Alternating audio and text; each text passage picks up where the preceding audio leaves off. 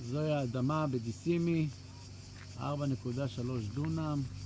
אני עומד כרגע בפינה הדרום מערבית שלה. זה השביל שממשיך לחוף שהייתי בו מקודם. זו הירידה לחוף הים. הנה מפרץ דיסימי, העצים קצת מסתירים אותו.